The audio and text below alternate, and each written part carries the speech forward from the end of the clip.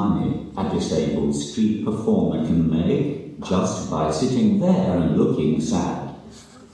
I didn't even have to pay myself silver or dress up as Yoda or any of that shit. It used to really piss the other street performers off. It was proper funny. But it's hard for disabled people to get work. And I think I know the reason why. It's not because we might take a bit longer to complete the task, and it's not because we might have to take more days off work for hospital appointments. The fact of the matter is that no one wants to employ someone like me because it means they won't be able to have affairs in the disabled toilet. Let's face it, when you want a quick snog with Sally from accounts, you don't want to wait half an hour for one-armed Johnny to take a piss. I am going to try to get more television work though. And I don't mean as a token disabled person on Coronation Street. For a start, I am the perfect candidate to be one of the zombies in The Walking Dead. I wouldn't even have to act. They would just need to tell me where to walk. I also applied to go on the Channel 4 show, The Undateables, once. But I seriously got rejected. I'm still not sure whether to take that as a compliment or an insult. They either think that I'm actually dateable, or think that I'm so undateable that not even they can help. So now my only hope is that they bring back Robot Wars.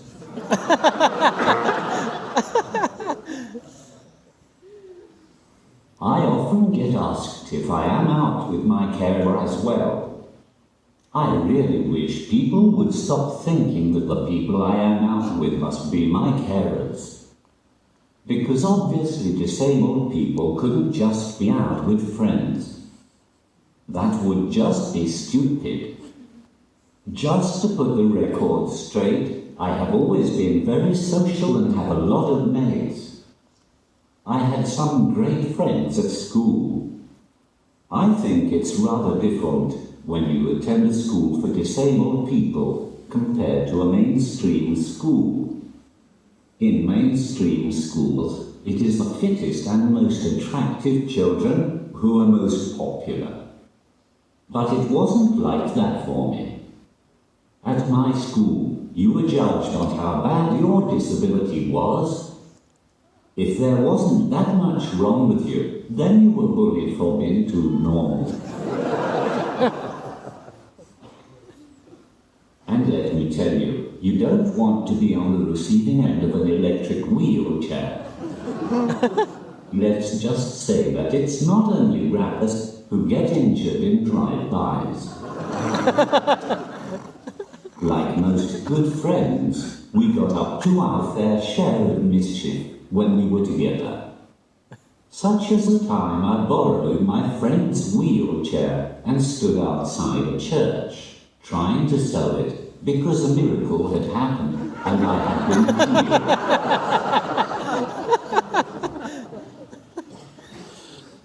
Or when I went to the zoo with my mate who had one arm, went into the lion enclosure and asked him to point out which one of the lions had took the other arm and had loads of children.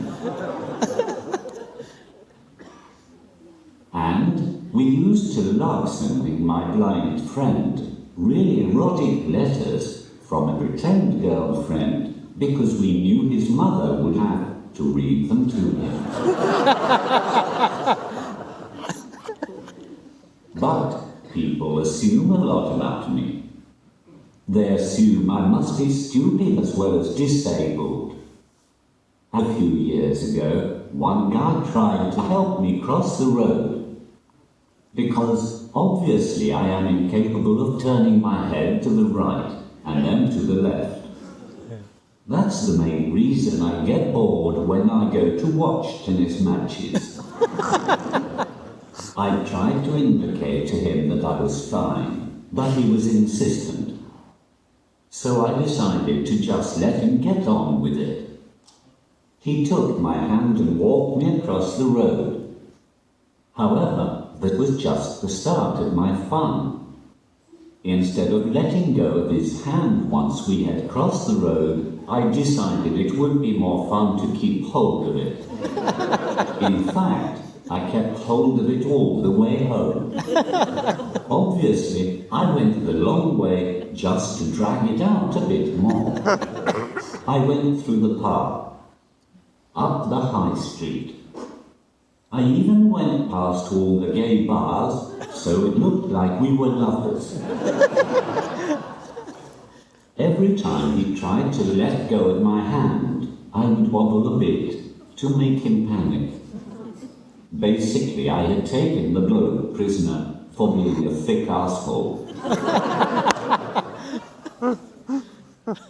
Things have changed since I won Britain's Got Talent, though. Now the most popular question that people ask me is, what is Simon Cowell really like? Well, I've been debating whether I should tell you or not. It isn't an easy thing for me to say, and I feel really bad for doing this. But I've decided that I want to be really honest with all of you. And I'd like to say that Simon Cowell is a complete...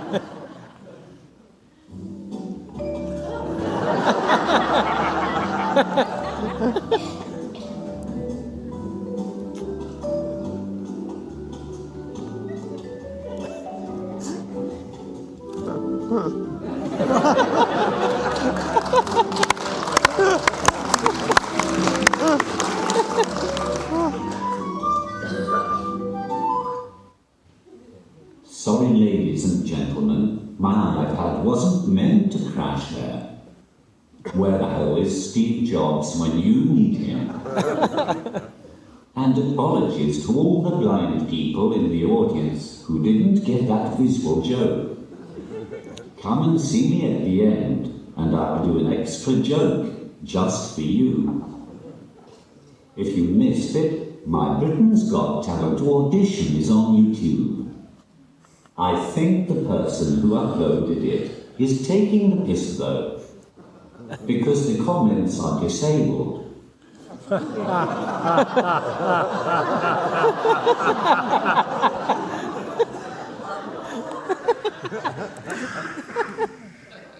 You're probably wondering what was the best thing about winning the show.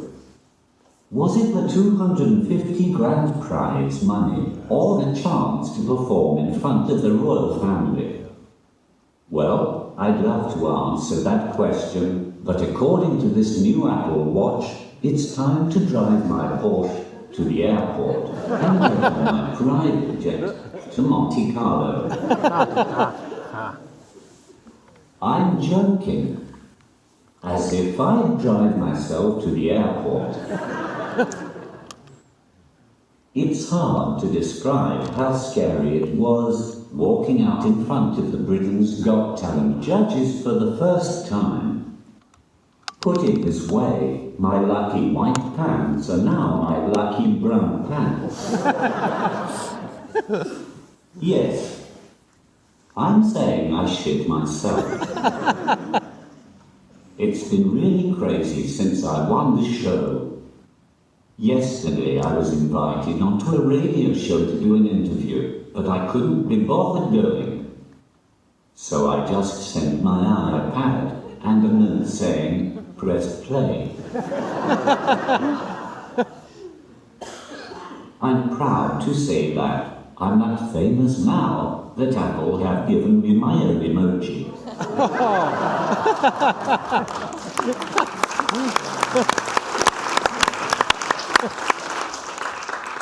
But now that I've hit the big time, nothing will shut me up. Unless there's a power cut. It's happened once before, actually. Basically, what happened is this.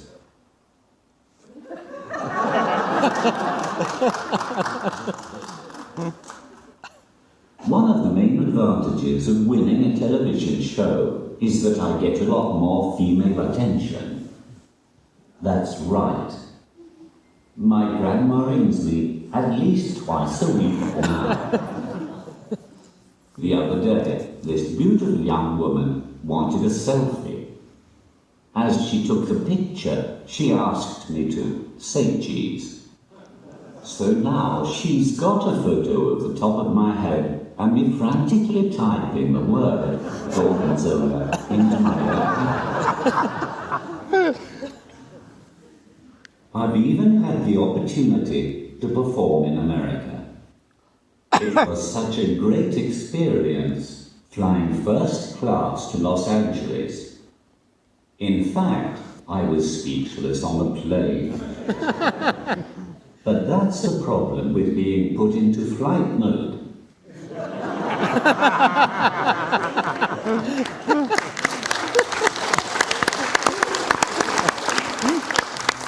While I was over there, I got a job on Baywatch. Not the television program. I was checking that stupid bastards didn't park in the disabled bays at the supermarket.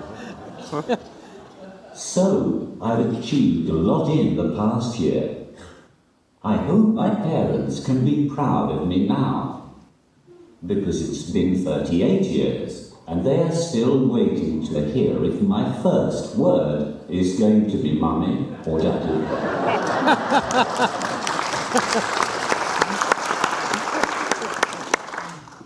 I was born in Newcastle, but my accent is from PC World. When I was little, my parents sat me down and explained to me that I couldn't talk like other people. I thought I was really special. Then I realized that every Geordie child had the exact same conversation. Like most Geordie children, my dad wanted me to grow up to be a football player for Newcastle United. Probably because I'm really good at dribbling. But I have always been too lazy. In fact, if laziness was a sport, I'd come in fourth, so I wouldn't have to walk up to the podium. My dad never puts a lot of thought into my birthday presents either. When I was 10, he got me a pair of walkie-talkies, then got annoyed at me when I didn't reply to his messages. If you think that was bad, a few years earlier, he had got me a Mr. Chatterbox book. That was really taking the piss. It was like that bit on game shows, where they show you what you could have won. Apparently they bought me it as a joke, but I was only 3 at the time. I thought they were buying it as some sort of training manual. It's okay though, they got my depressed cousin a Mr. Tickle book. But I've hated Mr. Chatterbox ever since. I mean, look at his big purple smiling face, and his stupid green hat, and his blue and white shoes. He makes me sick. Also, who walks around in just a hat and shoes with a big grin on his face. He should be called Mr. Pervert. He's annoying from the very beginning. On the first page, he's talking to a worm for Christ's sake. How does he